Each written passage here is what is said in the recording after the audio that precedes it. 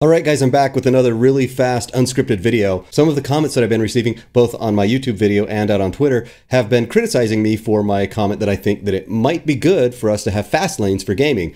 And I follow the complaint here. What guys are saying is like, Troy, you're now endorsing a sort of pay-to-win model where you're saying, oh, you spend an extra $5, you get your ping time down, and now anybody who doesn't pay that extra $5 is at a disadvantage.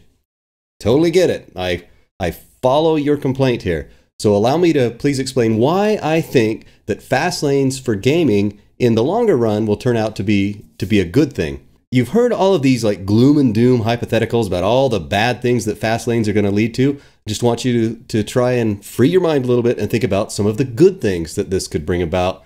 And in particular, let's look at the gaming model. If you're like me, you've probably played a lot of online games, and one of the worst things to happen to you is this latency or lag where you end up with millisecond ping times that could be, anywhere from, 200-300 milliseconds up to 1,000 milliseconds, and that really impacts your gameplay. I hate it. I bet you guys hate it too. Under the Title II net neutrality laws that were in place, the FCC was saying that everybody has to keep all their data packets moving at the same rate. And so that means what we're talking about is if traffic is congested, there's nothing you can do for your ping times, right? That everything has to move real slowly at this time. The best thing you could do is upgrade your broadband provider and pray.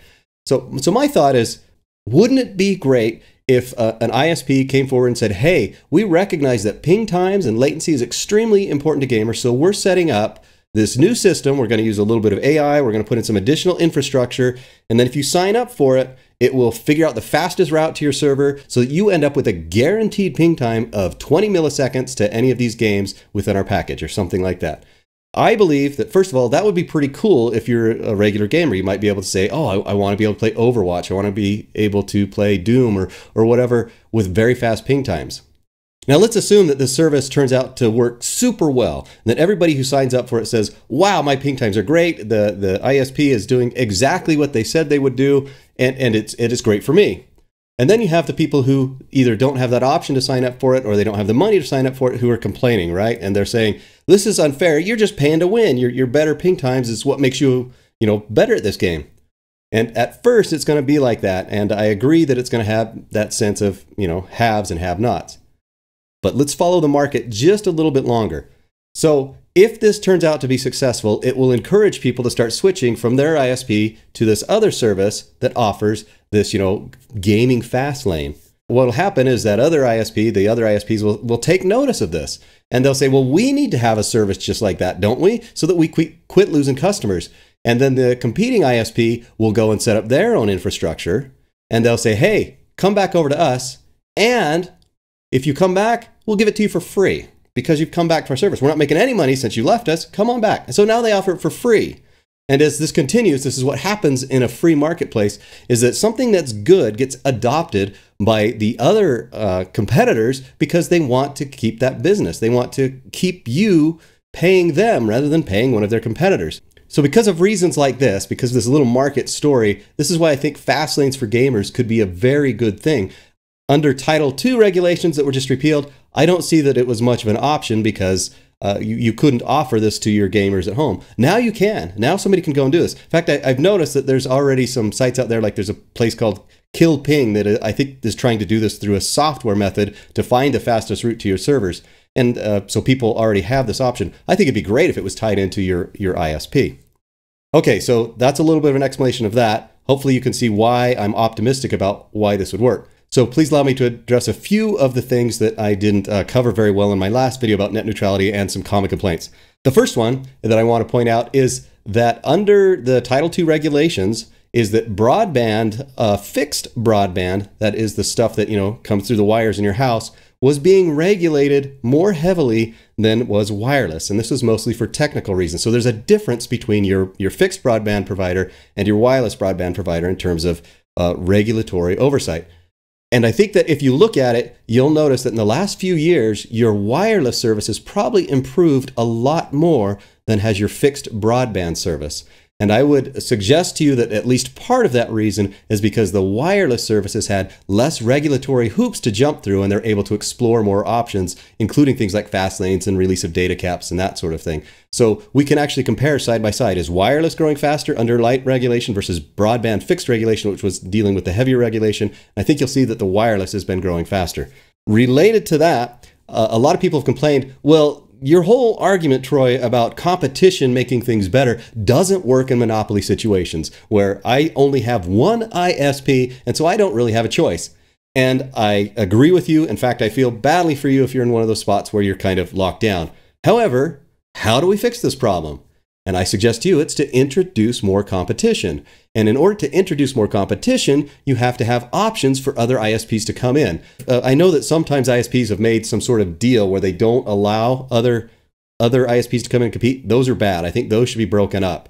Under Title II regulation, if anybody wanted to try and move in on somebody else's territory and introduce some competition, Title II would end up having those ISPs have to go before the FCC and make their proposals, make their plans, try and explain why they weren't going to, break the nice, even flow of things.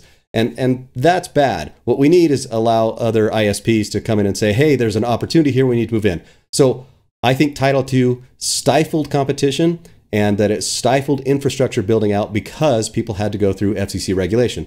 Now, I should say that the data on this is a little bit unclear. I have seen a couple reports. There's one by the American Enterprise Institute and one by Forbes magazine that says, yes, we do have some numbers that put to this, that the fixed broadband infrastructure market was reduced by maybe $1 billion or more under these Title II regulations. So if you're playing on fixed broadband for games and that sort of stuff, and it doesn't feel like it's getting better fast enough, it could be that it's related to the Title II regulations. I don't know for sure, but one thing is for sure is that it was reducing the opportunities for competition by making it difficult for the smaller guys to work their way through all that red tape, get approved by the FCC, and get into these new markets. Anyway, the solution to monopolies is to bring in more competition and break them up. Okay, so then the third thing is I've read many comments that seem to be confusing some of the date and timelines in here, so I just want to clarify. So in 2010, there was the Open Internet Order, and that put into play the three things that we all like to think of as net neutrality. That's the transparency, that's the no blocking, and that is the speed regulation option, right? Like that you're not supposed to throttle. And then what happened is in 2014, Verizon took that to court and said, hey, you can't control us because we're under Title I regulation. You can't pre-regulate these things under that regulation. And the court said, yes, you're right, except for the transparency thing. The transparency thing can be regulated under Title I, but the FCC and the FTC can't come in and regulate the other two things, the no blocking and the speed throttling, right? And so that's when Obama got angry and encouraged his FCC chairman, Thomas Wheeler, to go out and reclassify ISPs that have been Title I all this history to Title II so that they could have regulatory oversight over those things. Everybody seems to think that this was a really good thing because now they're going to be able to enforce the same things that we usually think of as net neutrality from 2010. And then, of course, in 2017, Ajit Pai and the current FCC voted along party lines to repeal that. The thing that people seem to forget is that all the way up till 2015, we had the Federal Trade Commission involved, and they were investigating cases. They were helping to fix things anyway, of ISPs doing these things that are wrong. They were kicked out of the picture in 2015 when things got moved over to Title II regulation. They're now back in 2017. The transparency element of these open internet order is still in place. What this means is that going forward, any ISP that decides that they're going to try and throttle or block a website will have to tell you that they're doing that. And this is complete suicide for them from a PR standpoint. They're not going to want to do this because it's going to really hurt their business, especially in the short term. I mean, can you imagine that they say, hey, everybody, we're trying to negotiate a deal with Netflix, and so we're going to throttle your speeds. First of all consumers aren't going to stand for it. They're going to be very angry. Secondly, the FTC is going to step in and say, no, you guaranteed these people that you would have a certain broadband speed, and now you're throttling it for Netflix. You can't do that because it goes against your guarantee. right? So you have to understand that this is not like they could just do whatever they want. The Federal Trade Commission, the FCC, are still engaged with what ISPs do. It just allows them the freedom to go and explore ideas about things that they might do, like these gaming fast lanes I just mentioned, without requiring the FCC to approve their business plans in advance and to check things off the list and slow them down. Okay, so those are my quick thoughts. I appreciate your ongoing comments. Hopefully you're beginning to see why I don't think the repeal of Title II net neutrality regulation is a bad thing. All we're doing is going back to the Title I state, which we were in. We're going to see an improvement in our internet service as we move away from these heavy-handed Title II regulations and more towards regulations that are consumer-friendly, that allow ISPs to try things transparently so that if they do something goofy, something that's wrong, they can be investigated and put back on track, just like they were all the way from 1996 until 2015.